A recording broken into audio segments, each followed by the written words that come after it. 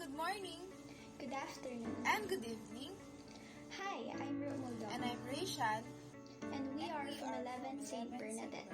Today, we will share to you the literary works of Ralph Ellison. Let us first mention his works. First is Flying Home was written in 1937 to 1954, Shadow Act in 1964, the collected essay of Ralph Ellison, Going to the Territory in 1986, Juneteenth in 1999, Trading Twelves in 20th Century, and the last literary work is The Invisible Man.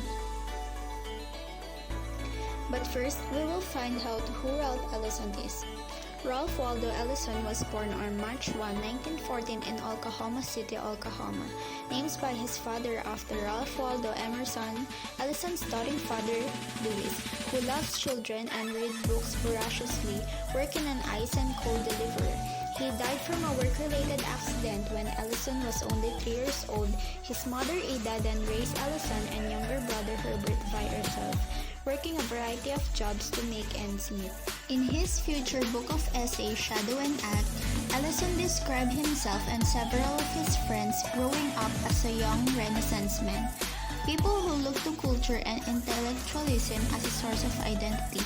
A budding instrumentalist, Ellison took up a cornet at the age of 8 and years later as a trumpeter, attended Tuskegee Institute in Alabama, where he studied music with his eyes and becoming a symphony composer. In 1936, Ellison went to New York over the summer with the intent of earning enough money to pay for his college expenses, but ended up relocating.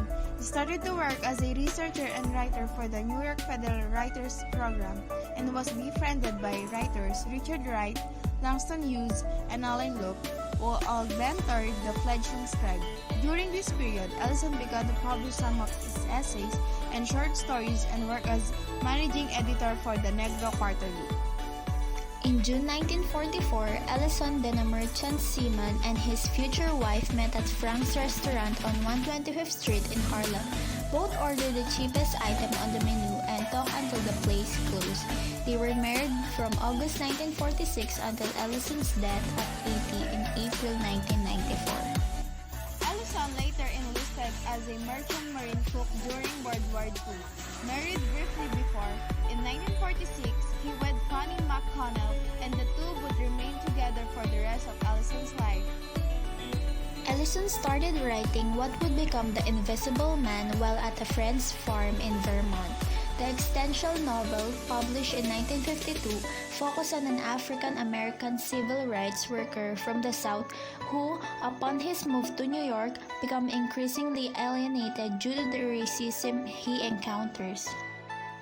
Upon its release, Invisible Man became a runaway hit, remaining on bestsellers list for a week and winning the National Book Awards the following year. With millions of copies eventually printed, the novel would be regarded as a groundbreaking meditation on the race and marginalized communities in America, influencing future generations of writers and thinkers. In Invisible Man, Ellison employs a jazz style in which an improvisation of rhetorical forms is played against his central theme. Invisible Man is about the process of overcoming deception and illusion to reach truth. Now let's proceed to his literary work Invisible Man.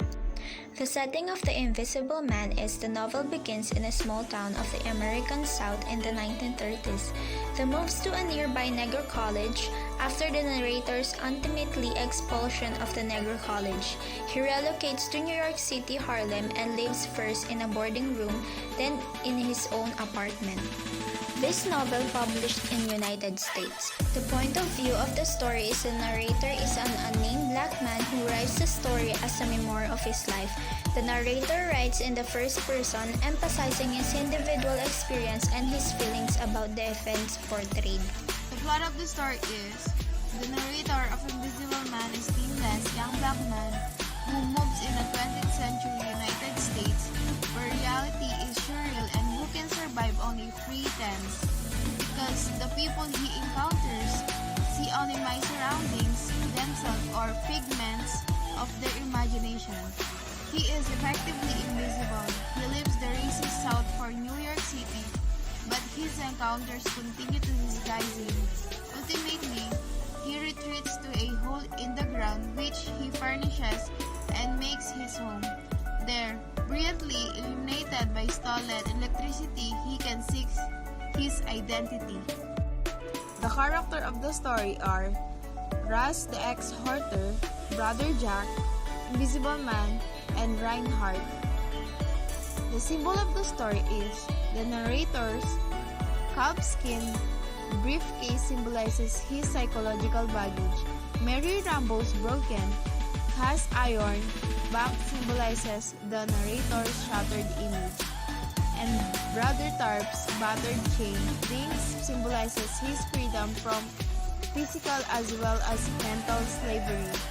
And the context of the story is, Invisible Man was written shortly after America's triumph in World War II.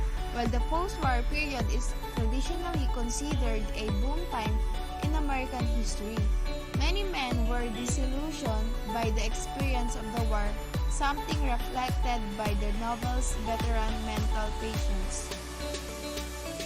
Ellison's life and experience is what compelled him to create The Invisible Man.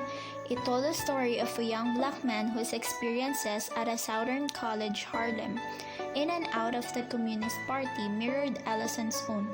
In this way, Ellison was able to take his own feelings and situation and weave them into the fiction tale of An Invisible Man of Substance.